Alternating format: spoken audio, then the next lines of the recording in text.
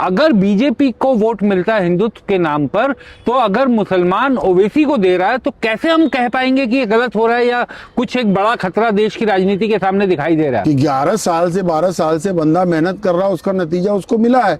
ये केवल महाराष्ट्र स्पेसिफिक जीत देखा जाए या इसके कोई बड़े मायने निकलते हैं? देखिए, बड़े मायने निकलते हैं। वहां उसने 125 के करीब पार्षद जिता लिए।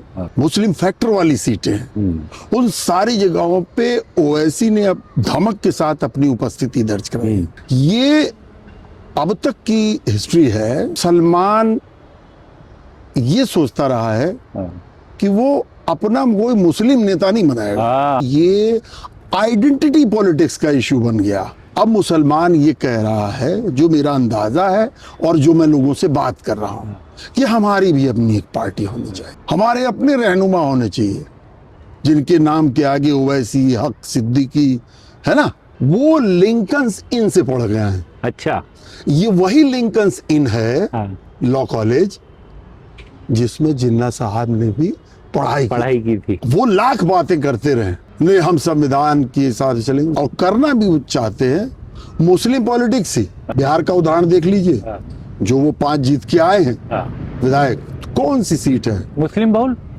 यूपी में भी वो सारी वही सीटें जाके लड़ते, जहां 30 से ऊपर मुसलमान। जो यूथ था, अनायास उसके मुंह से जो नाम निकलता था वो ओवैसी का निकलता था। ये हिलाल अहमद है, उनकी किताब है सियासी मुस्लिम। और इससे पहले इसको उन्होंने हिंदी में लिखा कि लोग समझें अल्लाह के नाम की सियासत।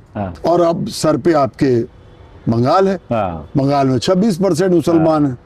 भाई पहले ही वहां एक्सरसाइज करके आ चुके हैं। हमारे यहाँ की पॉलिटिक्स है, उसमें मतलब आइडेंटिटी पॉलिटिक्स के साथ ये भी जुड़ा हुआ है कि ये बंदा अपने बीच का लगता है कि नहीं।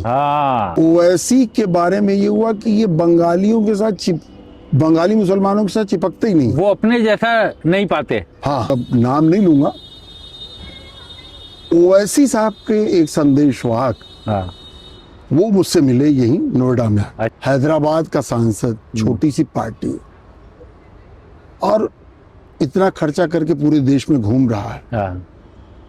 ऐसे तो नहीं हो रहा था ना। और ईडी वीडी कभी पहुंचती भी नहीं है उनके पास, या कोई जांच एजेंसी, कोई हेट स्पीच या किसी तरह का कोई केस, कुछ उनके भाई के कई बयान वायरल होते रहे। भाईजान चाहते हैं कि मायावती से बात चले समझौते की। खुद ओवैसी मुसलमान और वो दलितों की तरफ हाथ बढ़ाना चाहते थे। जो बी टीम का उन पर धब्बा लगाया जाता था कि बीजेपी की बी टीम है, बीजेपी की बी टीम है, अब वो अपने टारगेट ऑडियंस में अपना विश्वास जमाने में कामयाब हो गए। ओवैसी को अपने अलावा कोई और पार्टी बर्दाश्त नहीं थी। महाराष्ट्र में भी उन्होंने किसके साथ गठबंधन पहले किया? वंचित बहुजन अघाड़ी वाला खेल प्रकाश आंबेडकर के साथ किया। किसी ने तो ओवैसी को ये समझाया या बैकिंग दी कि भाई साहब आप जरा ये ओल्ड हैदराबाद से बाहर निकलो और दाढ़ी और टोपी के साथ बाहर निकलो ठीक ठाक, वरना ओवैसी लंदन पलट।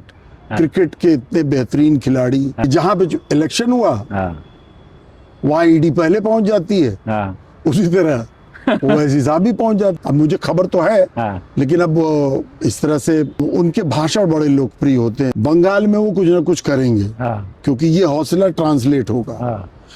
उसके बाद हर आदमी ये बात कर रहा है कि वो यूपी में करेंगे, लेकिन बीच में असम आता है। असम में तो पश्चिम बंगाल से ज्यादा कुछ संख्या मुसलमान। अपने बूते तो बीजेपी बंगाल में हर आदमी कह रहा है कि नहीं जीत सकती। सेकुलरिज्म का ठेका अकेले तुमने नहीं ले रखा है मुसलमानों, तुम दरिया बिछाने के लिए नहीं हो। थोड़ा सा उदाहरण महाराष्ट्र में उसका भी दे दिए राजशेखर जी। वो इस्लाम पार्टी आई है, ज्यादा चर्चा नहीं हो रही। तो ये उसी का नतीजा। मालेगांव में 25 सीट जीत गए। जी जी जी जी। जिन लोगों ने उनको बी टीम बनाने की कोशिश की थी, वो अब ये मान के चलें कि उनके हाथ से चीजें निकल गई।